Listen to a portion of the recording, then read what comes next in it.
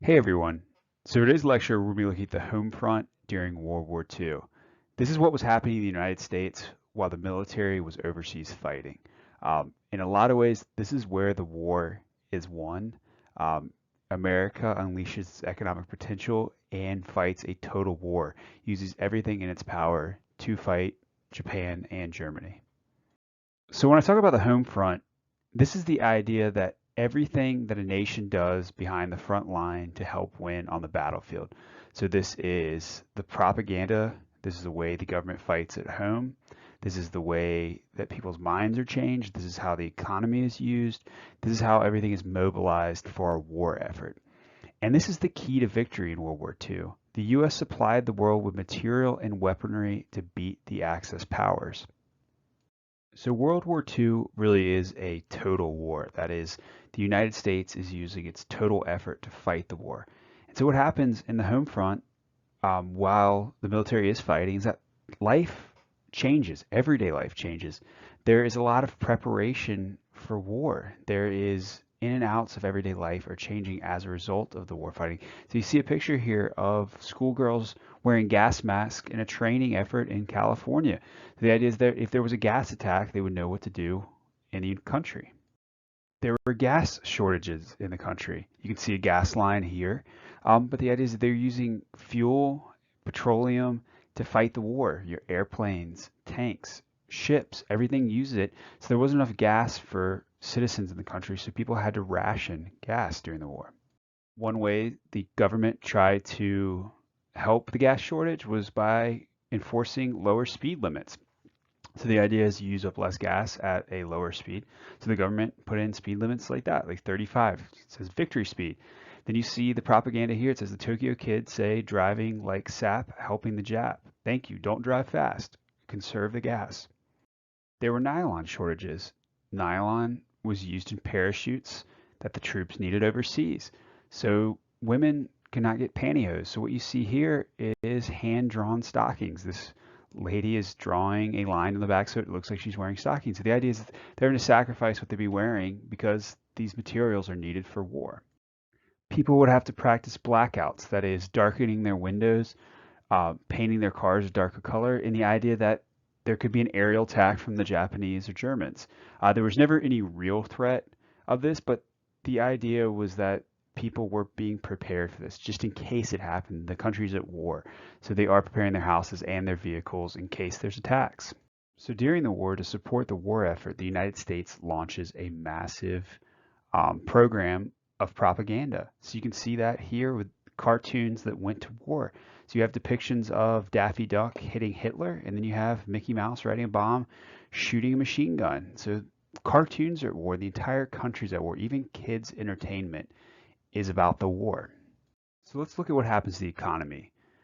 The economic boom during World War II is what leads the country finally out of the Great Depression, but it also is what wins the war. The United States is able to outproduce the countries it is fighting. There's a huge economic boom in World War II. So 33% of the economy is dedicated to the war effort. Twice what US spent during 1788 and 1941.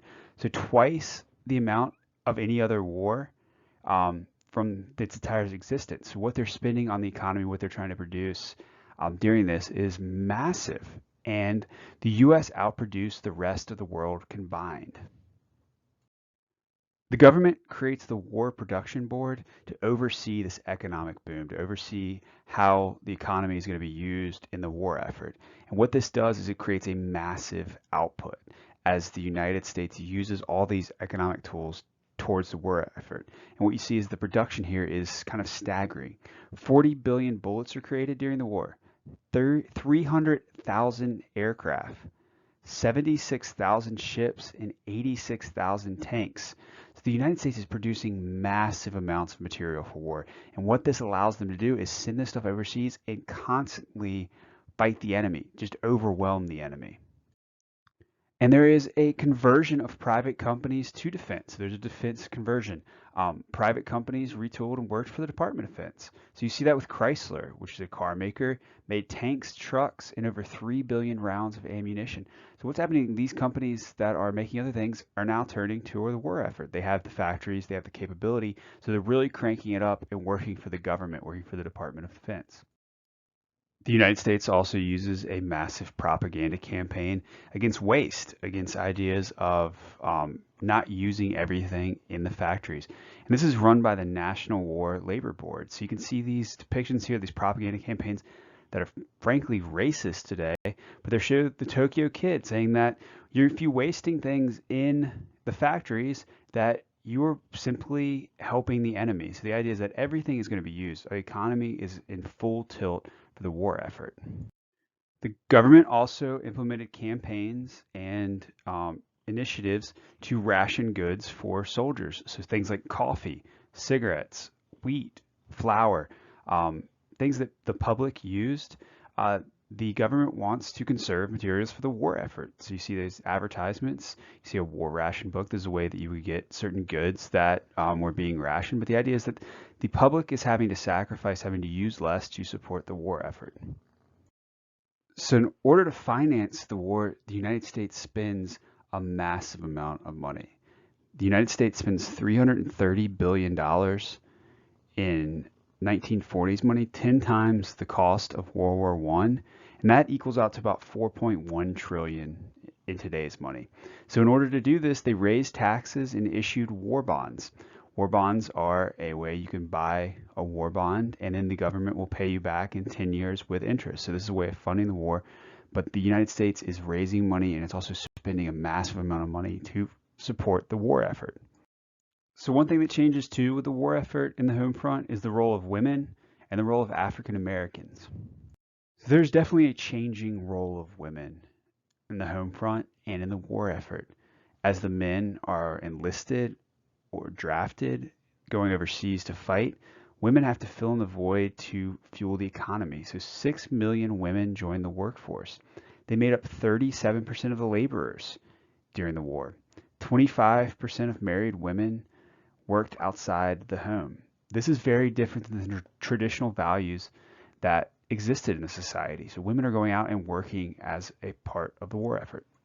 This is where you get the famous depiction of Rosie the Riveter, the hardworking woman who goes working on airplanes, working in the factories, taking the jobs, doing a job that would typically be worked by a man, but take you on. Rosie the Riveter becomes a campaign ad. You can see women here working in factories. Women on the left are working on artillery for cannons. And then you see on the right, they are working on cockpits for airplanes. So they were putting to work, working factories, working jobs that men had traditionally done, but they were needed to fill in because men are at war. However, just because they're working doesn't mean they are respected. There is also an era of rampant sexism during this time. Women were paid 50% of what men earned for the exact same jobs, and they were immediately forced to resign when the war ended. So they worked throughout the war, and once the war is over, it is now time to give the job back to the men. You can see that depiction here in this advertisement. It says, "Good work, sister. We never figured you could do a man-sized job. America's women have met the test." So like, good job, pat on the head, go home. As a result of so many women in the workforce, families were stretched in a lot of ways. So you have to think dads in Europe, moms working. So mothers really juggled work and family responsibilities. As a result of this, the government provided daycare for a lot of families, for working women, for soldiers' kids, as a way to help families out during the war effort. A large number of women joined the military as part of the war. Of course, these were non-combat roles. Women were not allowed to serve in combat at this point, but 350,000 women joined the military, particularly in nursing positions and in logistics positions on the home front, organizing things and working as nurses.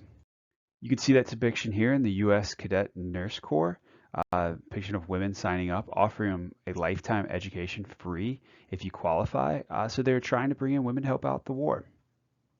Women also stepped forward as volunteers to defend the home front. So women corps were created of volunteers trained how to use weapons in case of an invasion or something. So they don't have the defense at home. The men are fighting. So women trained as volunteers, and you can see that picture here. The role of African Americans changed greatly because of the war. 1.7 million African Americans migrated to the cities in pursuit of work during the war. For many, this was seen as the idea of a double V, a double victory. African Americans believed that they could contribute, and in contributing, they could lead to a victory in war, but they could also lead to a victory at home with equality at home. That by helping out the war effort, that they would be recognized as equal citizens after the war. African Americans also helped out by fighting in the war, by joining the military services. So here's a picture of the African American Navy baseball team. So they are contributing to the war effort in hopes of winning the war, but also of gaining some equality. However, African Americans and other minorities face massive racism and nativism as a result of the war. So nativism is really the fear of others. It is a growth of pride in Americanism, but it also is being afraid of outsiders. And so you can see that depiction here in a store owner pointing at no German customers wanted here. We're not going to serve Germans, we're going to serve Japanese. We're at war with them, we're afraid of these outsiders, we don't trust you. All we trust are Americans. You can see the racist problems in the country and the racism that abound in the country in the Detroit race riots of 1943. So what happens is massive amounts of African Americans are moving to Detroit to work in the factories, to work in the automotive industries, which have been converted to the war effort. And there is social tensions because of this, and riots occur in the summer. These riots last for several days, and they are racial tensions throughout the city. You can see that depiction here of this horrible picture here. But African Americans and whites are openly clashing as there are tensions in the cities. The group that suffered the worst nativism and racism during the war were, of course, the Japanese. This is known as the Yellow Peril, the racist idea that Japanese people have yellow skin and that they're causing a peril, they're causing trouble in the country. You can see this depiction here. This is a Dr. Seuss cartoon from the war, and you can see a Japanese man handing out bricks of TNT, of dynamite, to Japanese citizens, and the other Japanese man is looking out, waiting for the signal at home. So this is the idea that Japan is working behind the scenes to arm Japanese Americans and to strike at the heart of American society. So this is a racist, nativist idea. So because of this idea, FDR issues Executive Order 9066, which is the internment of Japanese Americans. This creates prison camps for Japanese American citizens because they're afraid these people could be spies. However, the FBI and the Department of Justice did an investigation into this, and they claim that there will be no armed uprising of Japanese. They are loyal to the United States. So despite having Japanese ancestry, these people are Americans. But FDR ignores this and launches the internment of Japanese Americans. So the reason that FDR does this is that he is responding to paranoia for political reasons. People are afraid in the country. This is caused by prejudice against Japanese and the fear that these Japanese Americans are going to be disloyal. You can see that depiction here. This man says, "We don't want any Japs back here ever." This is how a lot of people felt in the country. They felt they've been attacked and that these people were responsible, even though they are American citizens. You could see this too, because 40% of Hawaii's population is Japanese, yet there is no relocation in Hawaii because the large population. It's not politically smart to do it there. People are used to these people. They're used to them being Americans.